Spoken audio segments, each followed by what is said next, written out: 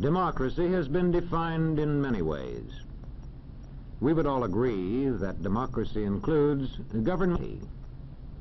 Let's see if we can, each one of us, sharpen of democracy.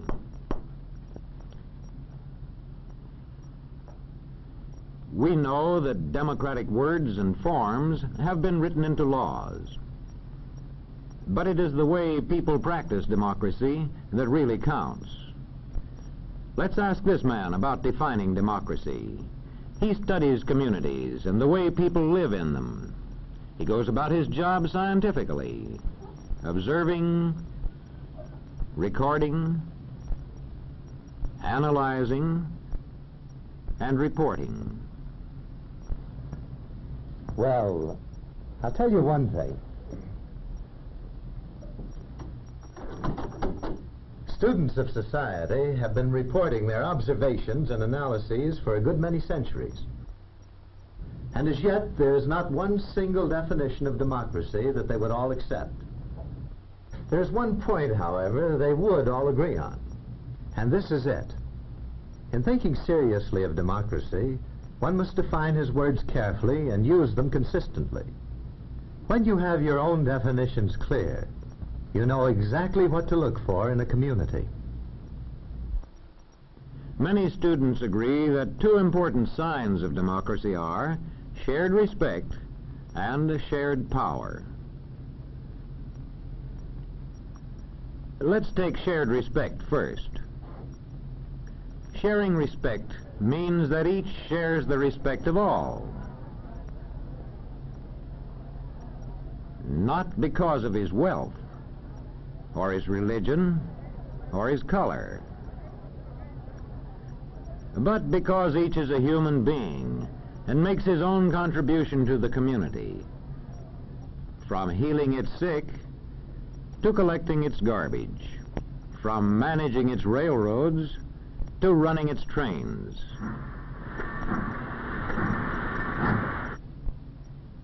One sign of shared respect in a community is that everybody is given a fair chance to develop useful skills and the chance to put these skills to effective use.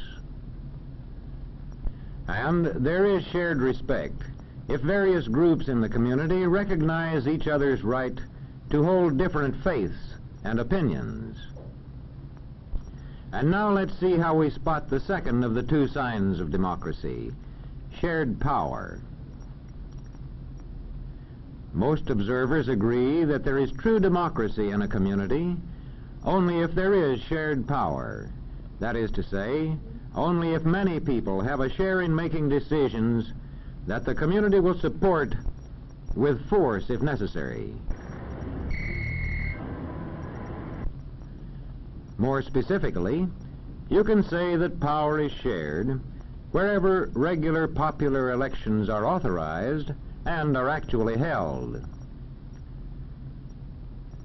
There is shared power wherever people actually get out voluntarily and vote. And if they can vote without interference or pressure from anybody.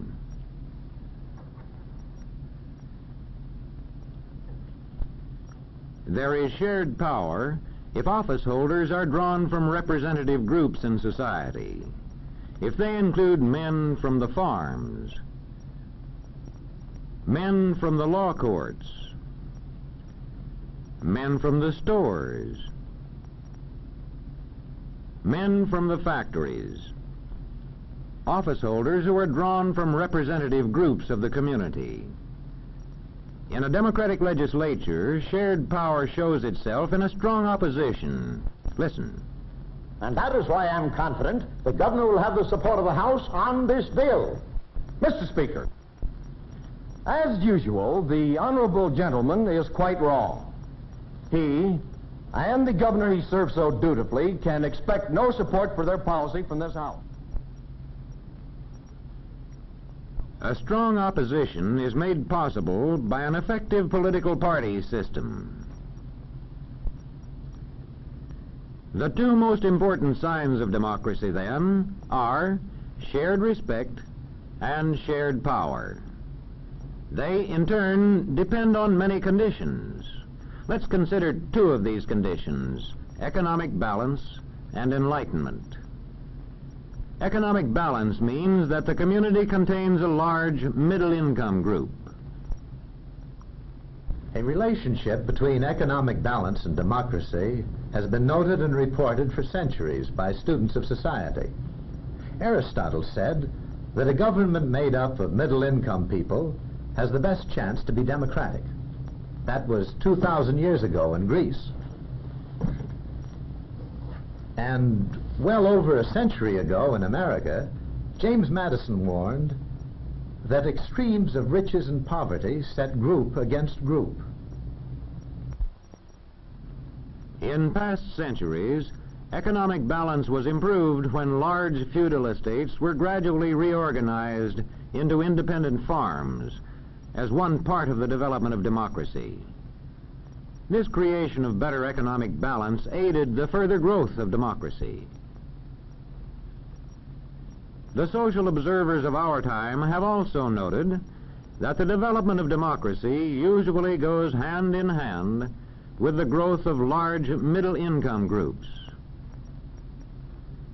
In today's world of giant technology, one of democracy's serious problems is how to maintain flourishing middle-income groups.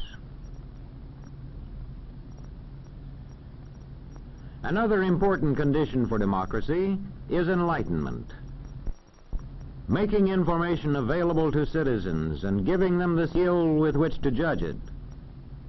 As public education increases, democracy grows. In checking a community for democracy, we must find out whether it provides schools adjusted to the needs of its young people. Just being able to get books and newspapers is no guarantee of democracy. The newspapers of a real democracy meet these tests: balanced presentation of news, disclosure of source, competence of the staff. In applying these tests to newspapers, we find out, first of all, if they report both. See if the news pages contain news only, and if opinion is kept for the editorial page.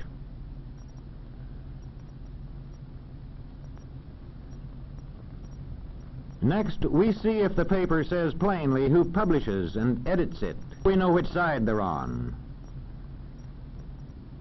Newspapers in a real democracy meet a third test: competence of staff. This test requires newspaper men to value accuracy and impartiality and to interpret the news skillfully for the public. The competence test also requires newspaper men to use the services of experts.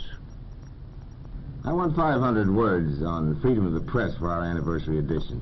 How about it? But, Professor, you know more about the history of freedom of the press than probably any other man in the country. Yes, that's right. I mean the responsibility of a free press and other forms of communication like the radio and the movies to enlighten the people into democracy.